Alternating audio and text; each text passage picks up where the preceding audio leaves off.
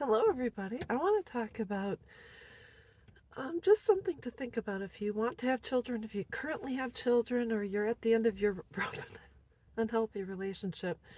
This video is titled Procreation on Second Thought because I want parents or women especially and men to really take a step back before you decide to have children. And this can happen to anyone. My story, short, sweet, and to the point, is I was raped in the military. I did not talk about it. I went untreated, undiagnosed for many years. And after my trauma, I went on to marry someone who mentally and emotionally abused me throughout the course of our relationship. And we had two daughters together. And he was nice around the girls.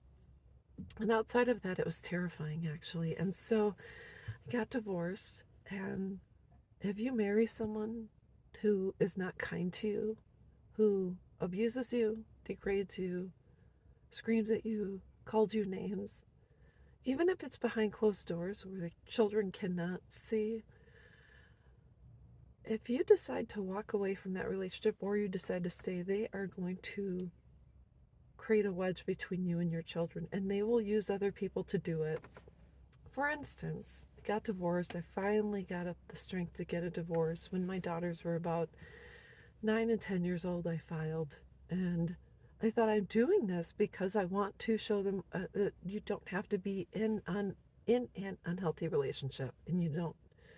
You can be in a relationship where you are treated kindly, and I don't know. Maybe it's because maybe some of us were abused in our childhood homes. We've dealt with sexual trauma.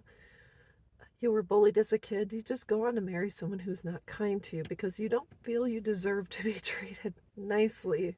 You don't deserve it. Maybe you have a history where you've, quote unquote, been labeled as promiscuous. So you think, well, no nice guy is ever going to want me. So if someone's nice to me in the meantime, I'll take the good, take the bad, take them both. And then you have the facts of life. But you really never have to take the bad, regardless of your history, regardless of where you've been.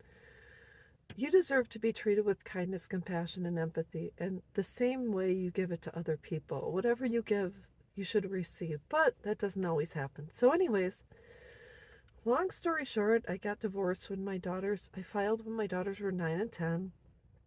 After that, he saw the girls when he had to babysit for them, and then he would leave, and it took about 8 months until he had them for every other weekend. And then when we got divorced, which took about 2 years, he saw them the third weekend of the month, and then it was the third Saturday of the month. But in the meantime, girls would come home and say, Dad asked about you, and he said, what are you doing? And it was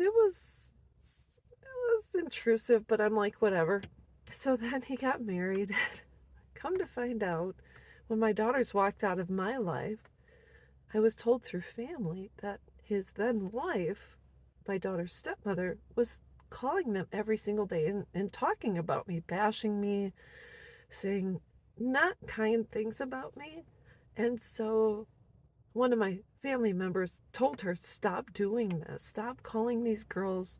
If they don't want a relationship with their mom, don't plant the seeds. That's on them.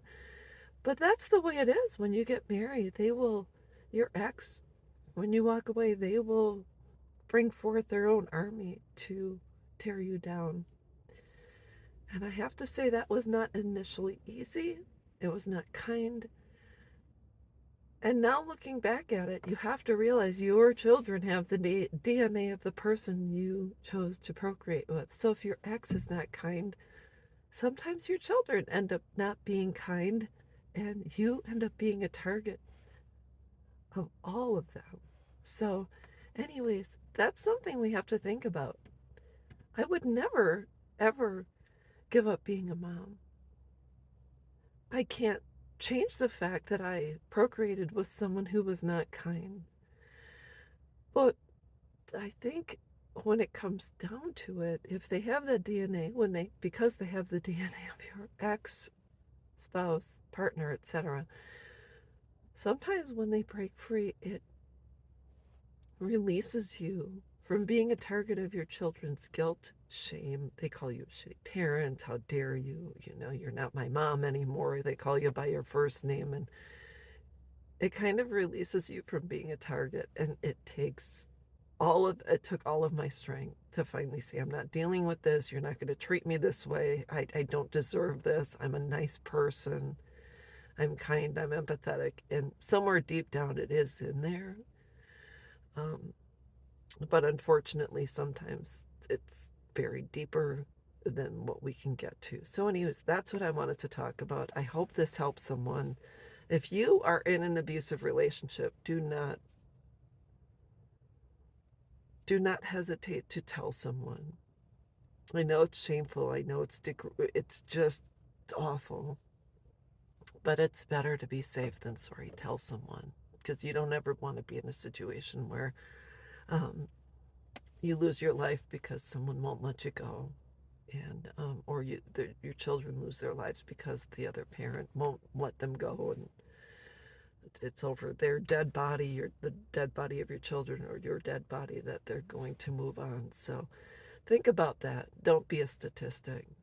You're needed here. So anyways, I'll be back.